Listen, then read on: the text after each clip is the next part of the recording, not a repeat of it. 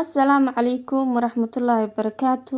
Asxaabteeda sharafta leh igu xidhan aad baa idin wada salaamayaa dhammaantiin. Kusoo dhawaada channelkayga Sukeena Channel.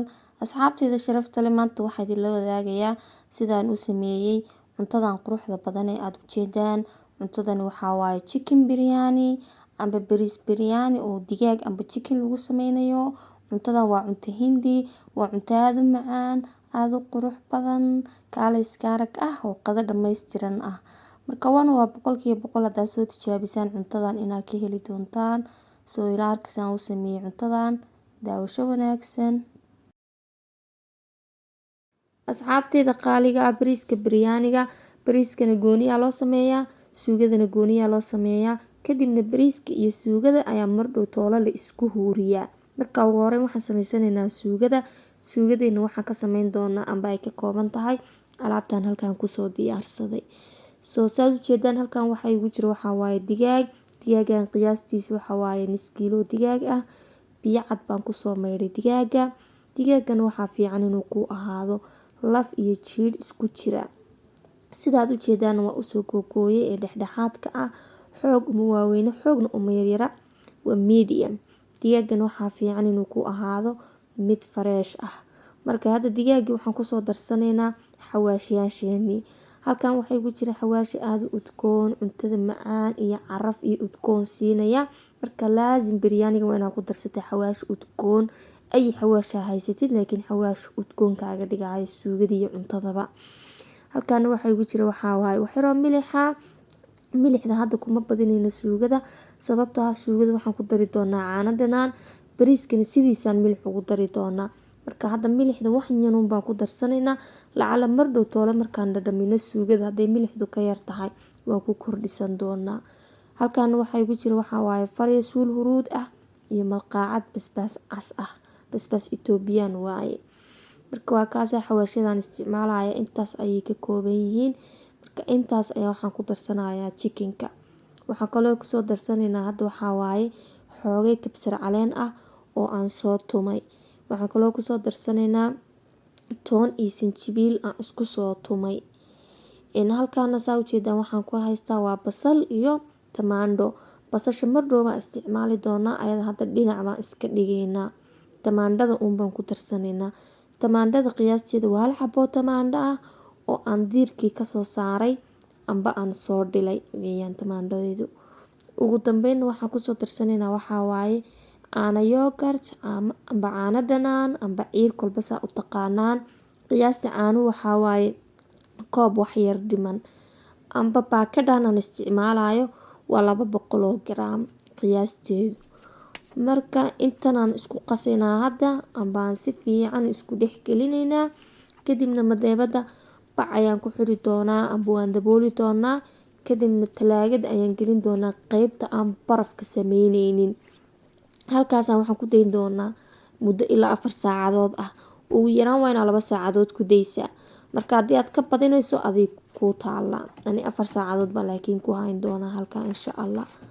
Marka waa kaasa 4 saacadood kadib ayaan isku soo laabanaynaa oo aan karin doonaa insha Allah suugada. Asxaabteeda qaaliga ah hadda ayaan ka soo saaray digaagii alaabtii aan isku qasay fridge-ka. 4 saacadood ayay ku jireen. Marka halkaana waxaan kusoo googoostay waxaa waaye 2 xabadood ee basasha ahayd. Marka hadda basasha iyo waxaan isku shiili doonaa alaabtan oo madeebada iigu jirta insha Allah. Soo isla socod wanaagsan saan wax u sameynaya ila arka insha Allah. Asxaabteeda qaaliga ah ugu horreyn basasha ayaan shiilaynaa. Saa u jeedaan basashii iyo saliidii ayaan distidan kusoo shubay. Wax yar waxaan sugaynaa inta ay basashu ka soo casaanayso amba ay ka soo shiilmayso.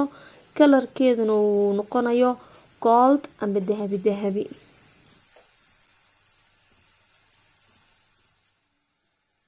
Soo asxaabteeda qaaliga ah basasheeni markay sida quruxda badan leh noogu soo casaato. Kalarka basashuna uu ekaado gold amba dahabi dahabi. Waxaan hadda basasha kusoo darsanaynaa waxaa waaye chickenkii aan yogurtka xawaashiyaasha iyo adduunka aan kusoo qasnay ayaa hadda kusoo darsanaynaa waxaa waaye basashi. Marka waa kaasa madeebadii ayaa waxa weeye kasoo murdinaya. yoogarkii iyo wixii igaga hadhay. Marka hadda basasha iyo alaabtan ayaan si fiican isugu walaaqaynaa. Kadibna dabka waxaa uga dhigaynaa dhexdhexaad amba medium. Suugadana waxaa waaye hadda wax biyo kuma darayno, waayo yoogarkii aan ku daray chickenka ayaa wuxuu dhali doonaa biyo. Biyahaas ayuuna chickenku ku bislaan doonaa. Chickenku waa wax iska jilicsan, biyo badan uma baahna. Biyaha uu yoogar ku dhalo ayaa ku filan inuu ku bislaado. Laakiin lacala madhow toole markay suugadu bislaanayso haddaad tiraahdo chickenku wuu adag yahay, biyo waa ku dari kartaa. Marka waa kaasaa wax yar kadib aan isku soo laabanaynaa. Suugadeena ha iska karkarto, dabkuna medium-ka ha u ahaado. Waynooyo wax yar kadib insha Allah. Asxaabteeda qaaliga intay suugada noo soo bislaanayso waxaan sii sameysanaynaa basasha oo biryaaniga lagu daro.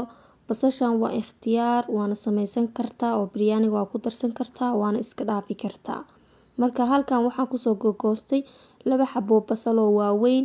Waxaan usoo gogooyay si dhuudhuuban oo khafiif ah. Basashan waxaa la rabaa 2 xabo kasto basalo isku dhegsan inaad kala fufujisid oo xabad walba ay goonideeda u taagnaato. Marka hadda saa u jeedaan waxaan kusoo daray basashii wax yar oo milix ah. Milixdaasaan ku walaaqaynaa hadda basasha. Milixdu waxay ka caawinaysaa basasha inay basashu madhow toole qurjujum noqoto amba shaaxid.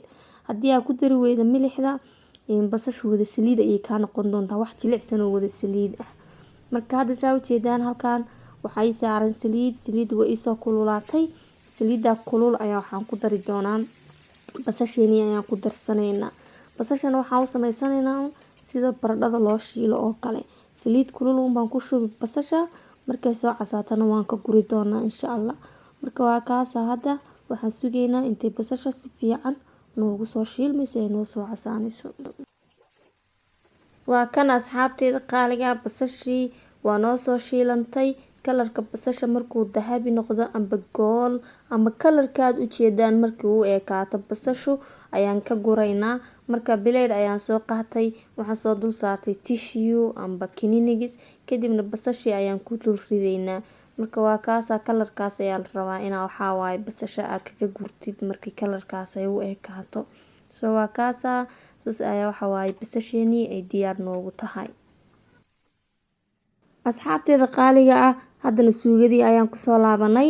Suugada hadda dabka waxay noo saarnayd oo noo karkaraysay muddo 25 daqiiqadood ah. Saa u jeedaana suugada ilaa hadda biyaa ku jira, aan wax biyaa kumaanan darin. Caanihii dhanaana amba yoogarkii biyahay dhaleen ayuunba ilaa hadda suugada ku jirta. Marka 25 daqiiqadood oo suugadu dab ka saarnayn, kolba waan fiirinayay, waan walaaqayay. Tamaandha suugada ku jirta saad ogeydeenba, tamaandhadaasna waan burburinayay. Marka hadda chickenki wax yar ayaa u harsan, muuna wada bislaanin. 5 daqiiqadood oo kale aan rabaa inaan dabka ku daayo. Marka hadda dabka daciif baa uga dhigaya amba low. Chickenku waa iska soo bislaado. Markuu chickenku soo bislaado, suugaduna ay biyaha wax yar kursato, kadib ayaan isku soo laabanaynaa insha Allah. Asxaabteeda qaaliga waa kana suugadii aan kusoo laabanay. Suugadii waxaa waaye waa noo bislaatay sidii aan rabnay ayay noqotay. Waa noo diyaar. Suugada biryaaniga ma ahan wax dhib badan amba wax hawl badan u baahan maaha. Chickenkeeni waa noo bislaaday. Suugadana waxaa fiican inayna noqonin mid wada biyo ah amba suuga fadhida aanay noqonin, oo suugada ay noqoto suuga dhexdhexaad ah. Mida kale waxaa muhiim ah suugada inaad ka dajisid markii ay saliidu kor ka soo marto suugada, oo sida hadda u jeedaanba suugadeeda kor waxaa ka taagan saliidii, suugadii kalena hoos ayay joogtaa. Waxaa kaloo muhiim ah inaad suugada u fiirisid milixdeeda iyo xawaashiyaasheedu ma ku filan yihiin, ma wax kale u baahan yihiin. Waxaasoo dhan ka jeegaray intaadan suugada ka dajinin. Marka waa kaasa suugadeedii saas ayay diyaar igu tahay. Dabka ayaan hadda ka dajinaynaa. Asxaabteeda qaaliga halkaana waxaa igu karkaraya biyihii aan ku sameysan lahayn bariiska. Marka hadda biyaha waxaan kusoo darsanaynaa wax yar oo xawaashiyaal ah. Halkan waxa ii yaalo wax yar oo qorofal ah, wax yar oo filfil ah, wax yar oo hayl dhagoola ah, wax yar oo hayl ah iyo wax yar oo milix ah amba cusbo ah. Intaas ayaa hadda bariiska aan ku daraynaa. Bariiskan waxaan u sameynaynaa sida baastada loo sameeyo. Yacni bariiska hadda biyo badan baan ku dhex karin doonaa. Mar dhow toolana sida baastada looga miiro biyaha ayaan bariiska biyaha uga miiri doonaa insha Allah. Marka waa kaasa hadda bariiskii aan kusoo darsanaynaa. Bariiskan qiyaastiisa waxaa waaye nus kiilo bariis ah. Biryaaniga nus kiilooga chickenka ah nus kiilo bariis baa lagu kariyaa. Hadduu chickenku kiilo noqdo bariiskana kiilo baa laga dhigaa. Marka waa kaasa bariiska laazim inuu ku noqdaa bariis basmati biryaaniga markaad sameynaysid. Waa kaasa bariiska iska soo karkaro boqolkiiba 90 markuu soo karo amba bariisku markuu soo bislaaday laakiin wax yar ay u harsan tahay ayaan ka miiri doonaa biyaha. Waayo ma dhowtore bariiskii suugada waxaa la rabaa in la isku huuriyo. Marka bariiskii wax yar u harsan tahay ayaan ka dhigi doonaa insha Allah. Waa kan asxaabteeda qaaliga bariiskii waa noo soo bislaaday boqolkiiba 90 ayuu bislaaday. Wax yar oo waxba ahayn ayaa u hadhay. Intaasna wuxuu ku bislaan doonaa huuriska. Saas ayuu bariiskeygi diyaar igu yahay. Hadda dabka ayaan ka dejinayaa. Kadibna sida baastada biyaha looga miiro ayuun baan bariiskana biyaha uga miiraynaa insha Allah. Asxaabteeda qaaliga haddana waxaa la soo gaaray waqtigii bariiskii suugada iyo alaabtan aan isku huurin lahayn. Marka madeebadan waxaan kusoo shubtay waa suugadii ayaa halkaan igu jirta. Shaandhadan waxaa igu jirta waa bariiskii oo aan sida baastada u soo miirnay. Halkaa waxaa yaala basashii aan soo shiilnay. Halkaan waxaa igu jira wax yar oo subag ah iyo wax yar oo food coloring ah, kalarka cuntada lagu daro. Tanina waa distidii aan iskugu huurin lahayn cuntada. Ugu horeyn waxaan sameynaynaa saliida oo ku jirta suugada ayaa malqacad kusoo qaadaynaa. Waxaan kusoo shubaynaa distida. Kadibna saliidaas waxaan gaarsiinaynaa distida sagxadeeda. Kadibna waxaan kusoo darsanaynaa hadda bariiskeeni qayb ka mid ah ayaa hadda kusoo darsanaynaa. Bariiskana waxaa qasab ah oo muhiim ah inuu kuleyl yahay. Suugada amba kuleyl ha ahaato amba qabow ha ahaato waa caadi laakiin bariiska laazim waa inuu kuleyl ahaadaa. Haddana bariiska korkiisa waxaan kusoo darsanaynaa wax yar oo basashii aan soo shiilay ah iyo wax yar oo geedka la dhaho mintiga amba nacnaaca ah. Mintiga waxaa waaye cuntada udgoon iyo caraf ayuu siiyaa. Haddana waxaan kusoo dul darsanaynaa waxaa waaye suugadeena. Suugada ayada hal mar ayaa meesha kusoo shubanaynaa. Laakiin bariiska isaga 2 qaybood baan ka dhigay. Qaybtan hoose ee hadda ku jirta iyo qayb aan ma dhowto lagu soo darsan doono. Haddana suugada korkeeda waxaan kusoo shubanaynaa qaybtii kale oo bariiskeena ahayd. Bariiska qaybna hoos ayaan gelinay. Qaybna hadda ayaan suugada kor ka marinay. Marka adiga jeceshay u habayso ani sidan ayaan u habaystay. Marka hadda waxaan bariiska kusoo dul darsanaynaa waxaa waaye wax yar oo kalarka cuntada lagu darsado oo huruud ah oo biyo yar kusoo qasay iyo 2 malqacadood oo subag saafiya ah. Biryaani aan subag saafiya lagu darin waxaa waaye biryaani maba ahanba totally.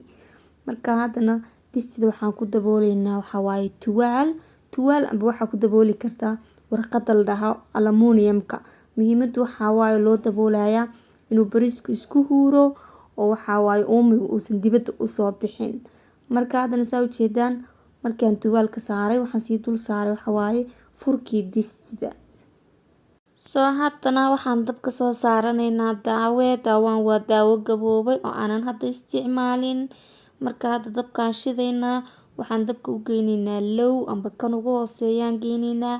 Kadibna daawo waxaan soo dul dhiganayaa distidii. Sababtaan daawaha aan ugu dhaxaysiiyay dabka iyo distida waxa weeyaan distidan waxaan rabaa inay dabka ii saarnaato 20 daqiiqadood oo bariisku si fiican uu isugu soo huuro. Marka si uuna bariisku hoosta iiga gubanin ayaan daawaha aan u dul dhigay distida. Waa kaasa 20 daqiiqadood ha iska huuro bariisku. 20 daqiiqadood kadib ayaan isku soo laabanaynaa insha Allah. Asxaabteeda qaaliga ah 20 daqiiqo kadib distidii waan ka soo dejinay dabkii. Waxa waaye udgoonka iyo carafta ka soo baxaysa cuntadan ma maleysan kartaan. Marka hadda waxaan sameynaynaa suugadii iyo waxaa waaye bariiskii ayaa la rabaa in si fiican la isku dhex geliyo maadaama suugadu ay dhexda ku jirtay bariiskana kor iyo hoos uu marsanaa.